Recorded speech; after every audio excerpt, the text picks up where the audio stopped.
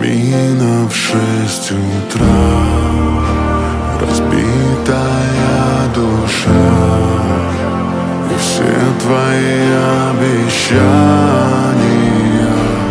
пустота.